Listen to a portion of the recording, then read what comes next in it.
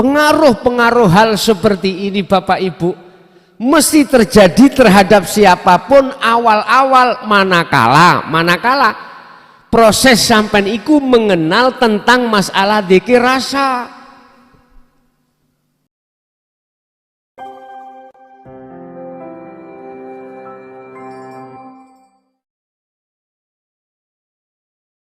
Sampean perbesar dzikron katsiron. Ya ayyuhalladzina amanu dzkurullaha dzikron katsiron.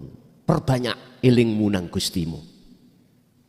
Perbanyak sadari hatimu terhadap Allahmu atau hidup yang ada dirimu sebagai sang yang berperan.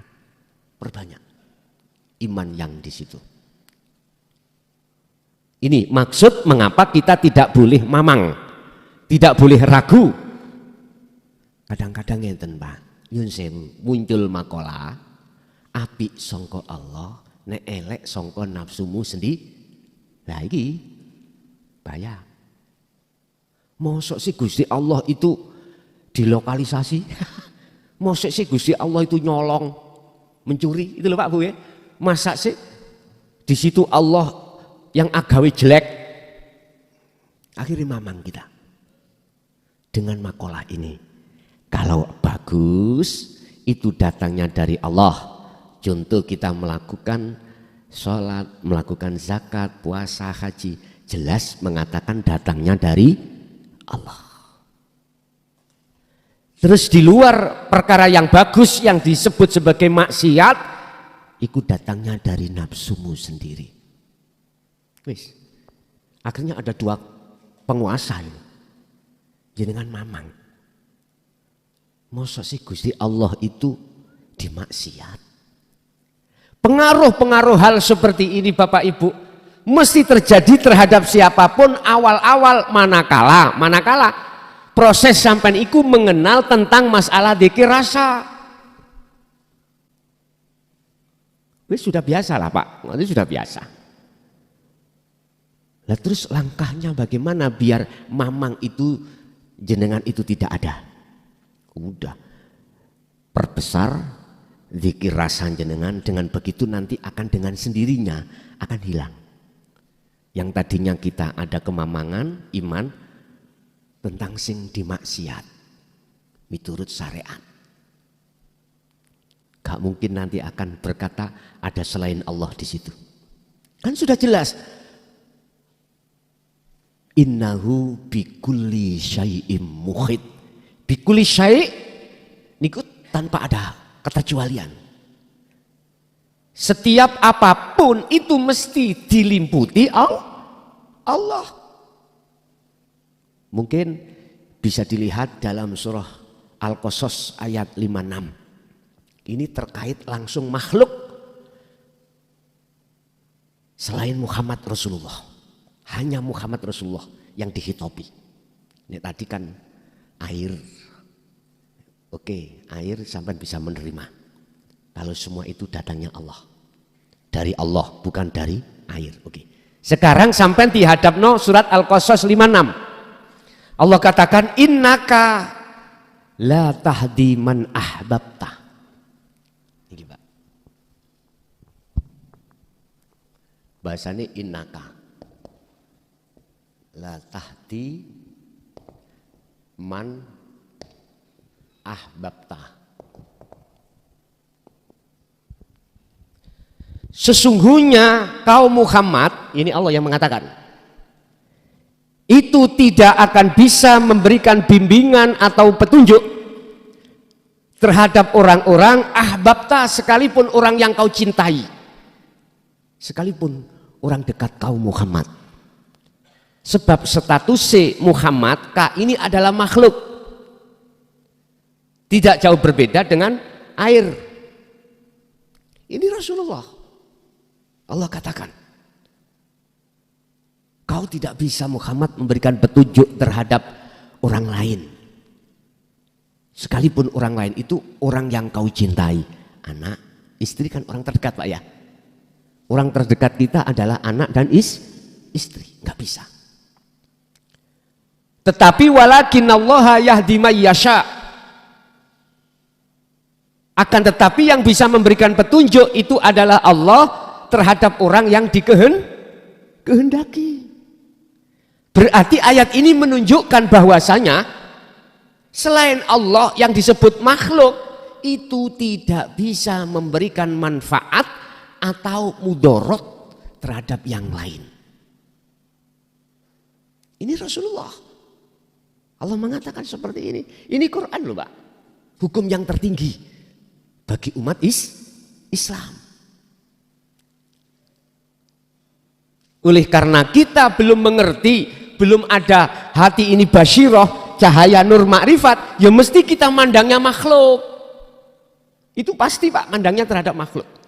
Dan ini riwayat kita dulu itu seperti itu. Sebelum dalam hati sampean ada nur makrifat, mesti mandangnya makhluk, akhirnya imannya pada makhluk.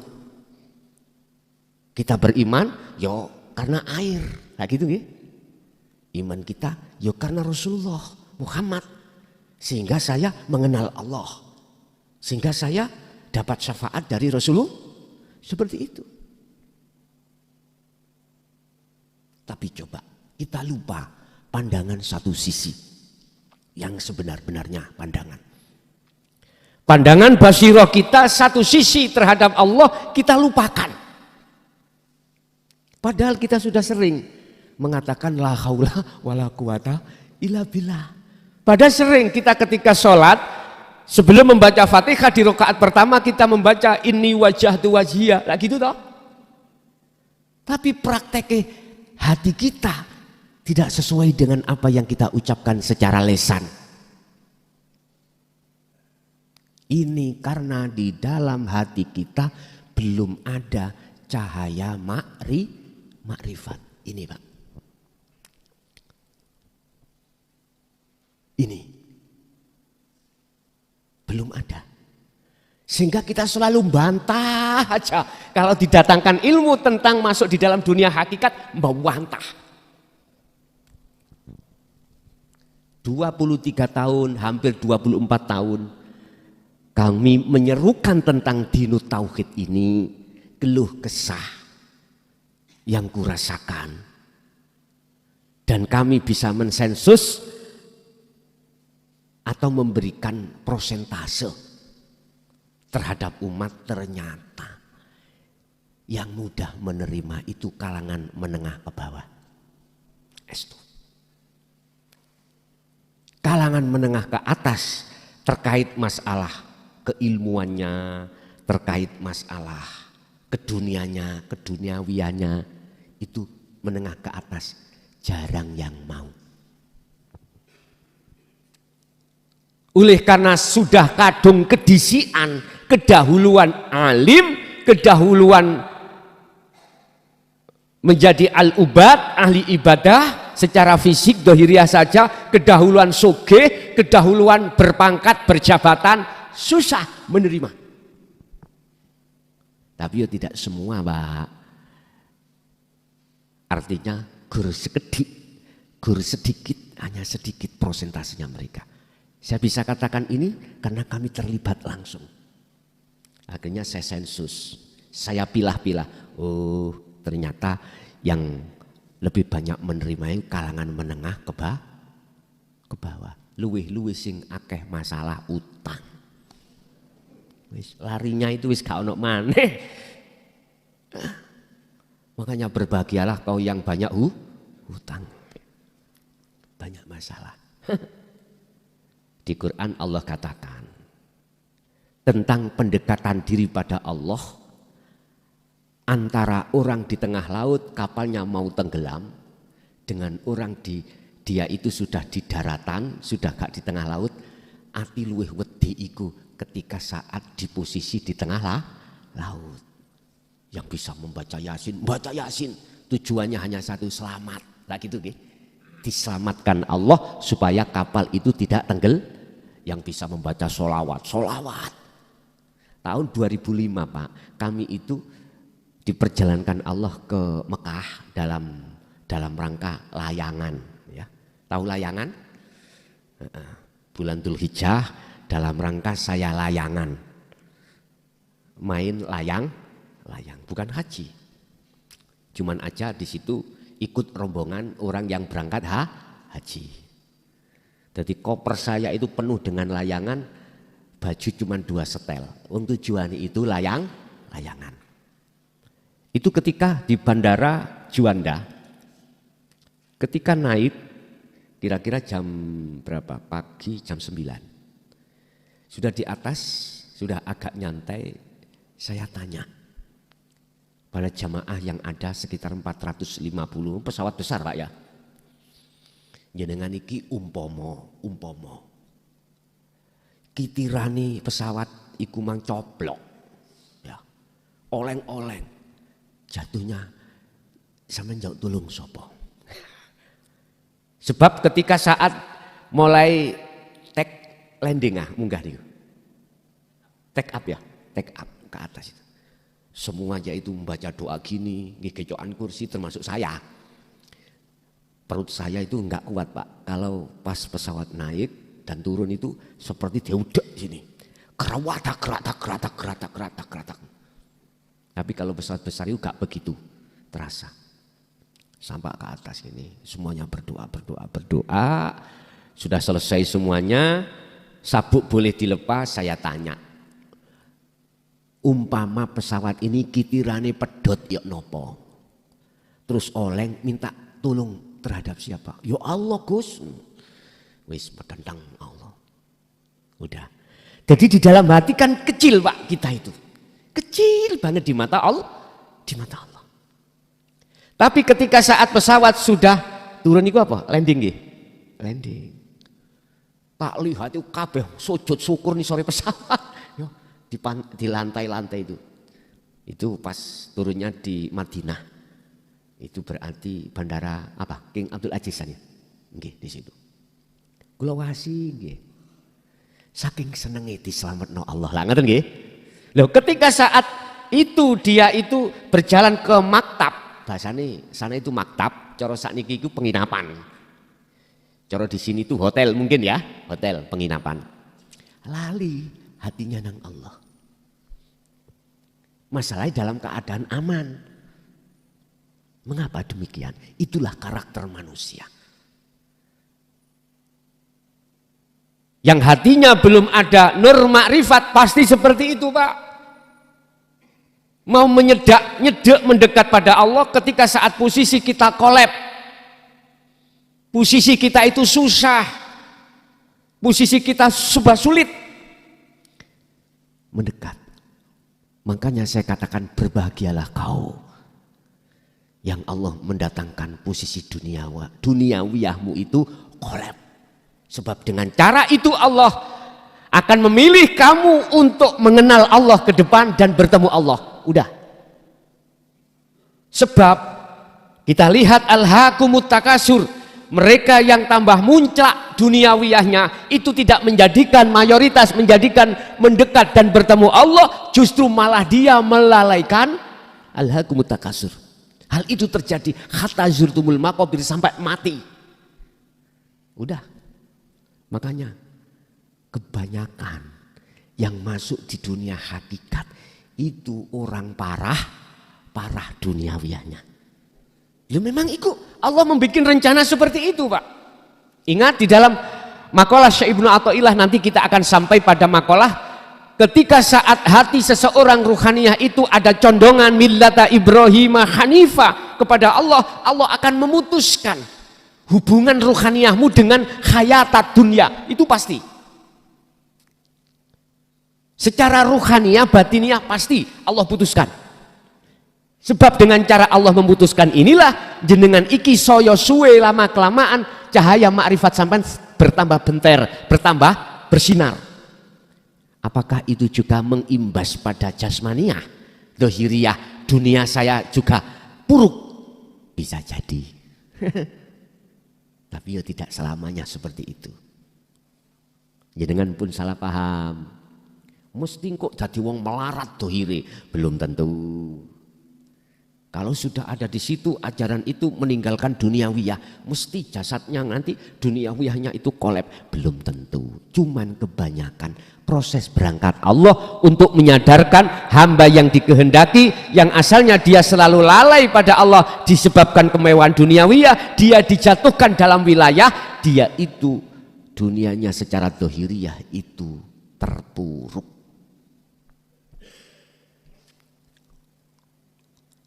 Seperti itu Pak. Jarang sekali yang duniawiyah, dohiriyahnya mewah itu dia sadar itu sangat sedikit. Sangat sedikit. Tapi bukan berarti nggak ada loh Pak ya. Sangat sedikit. Nah Allah memutuskan secara ruhaniyah itu pasti. Tapi secara dohiriyah belum tentu. Kadang-kadang semakin cahaya makrifat sampai iki semakin kuat, dunia sampai iki semakin besar, semakin mewah juga ada. Syekh Abu Hasan As-Sadili contoh, termasuk Rasulullah contoh, mewah duniawiyahnya. Tetapi beliau oleh karena hatinya menyibukkan dirinya pada Allah, akhirnya status dia itu sebagai tukang parkir. Mewahnya duniawiyah itu untuk umat, tidak untuk kaya diri sendiri. Dalam arti asyahok mesti loman Pak. Orang seperti itu mesti loman. Selalu loman. Apalagi mendengar ini untuk agama. Wah, loman sekali. Karena memang ada yang dipakai. Lah potongan-potongan kita nggak ada yang dipakai. Apa nih? Gitu. Ya wes kita harus laku sesuai kapasitas kita masing-masing. Udah jalan aja. Yes.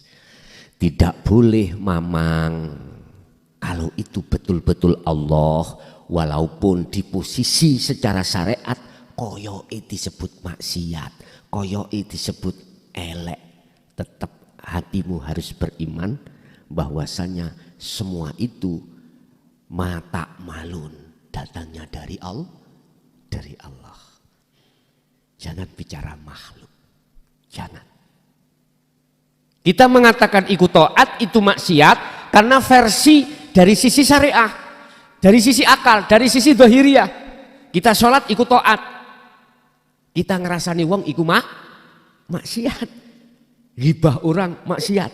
Ya, hukum syariat seperti itu memang. Memang ditata seperti itu supaya kita tidak condong hati itu, jasad itu berbuat maksiat. Tapi iman di dalam hati jenengan tetap harus sekali Allah tetap Allah. Jangan mamang Pak, iman sama jangan mamang. Terus lantas jangan disimpulkan gini, berarti Gusti Allah maksiat ya, berarti Gusti Allah sholat ya. Tambah bingung maneh sampean. Jangan pernah mengkaitkan nama-nama di dalam apa yang dinamakan syariat tentang taat dan maksiat. Udah, jangan kaitkan ini. Cukup Anda sibuk untuk ini wajah tu wajhia, menghadapkan wajah ruh sampai terhadap hidup. Yang hidup itu di mana-mana dan tidak kemana-mana. Fa ainama tuwallu fa thamma wajhullah. Dimanapun kau mengarah, di depanmu itu ada wajah Allah. Ya ini loh Pak. Udah, sibuk itu aja. Lah olehnya kau menghadap Hanifan. Lah niki Hanifan itu maksudnya mancep, udah sampai jelek, ngoten dah. Condong betul. Jadi biar tidak bisa digoyah oleh nafsu. Laksana cara orang memaku paku di papan. Ya jangan kita palu satu kali setengah dibiarkan, jangan. Teruskan sampai habis ke dalam. Biar gejokane kuat. Ingat, semakin ke dalam Pak tukang nutuke tidak pernah berhenti. Jangan heran kalau semakin dekat pada Allah, semakin diuji, ditutuk sampai selesai. Tujuannya untuk menguatkan tauhid sampean. Menguatkan makrifat sampai datang Allah. Olehnya Allah menguji sampean dari garwa, dari anak, dari harta benda sampai dihabiskan, sesungguhnya itu maksudnya supaya tambah kuat tauhid iman sampean dateng Gusti. Kadang salah pengertian. Tetangga kita yang salah pengertian, akhirnya kita juga katut ikut. Kuwi mlebu jalur hakikat. Dunyamu iku tambante iku menunjukkan bahwasanya kau tersesat. Kita katut. Akhirnya kebanyakan begitu. Ukuran orang-orang syariat itu, Pak, orang syariat saja. Ukurannya ndelok dunya. Semakin jenengan sregep nang masjid, dunyane kok sukses. Oh iki hidayah, bukan istidraj. Lah ngoten nggih? Bukan penglulu. Mesti seperti itu. Padahal sesungguhnya kebenaran itu apakah ikut istidraj penglulu ataukah hidayah dari Allah, ukurannya hati itu semakin tajam ingatnya pada Allah, apakah semakin tajam lalainya pada Allah. Bukan ukuran fisik, mewah dan tidaknya, bukan itu Pak.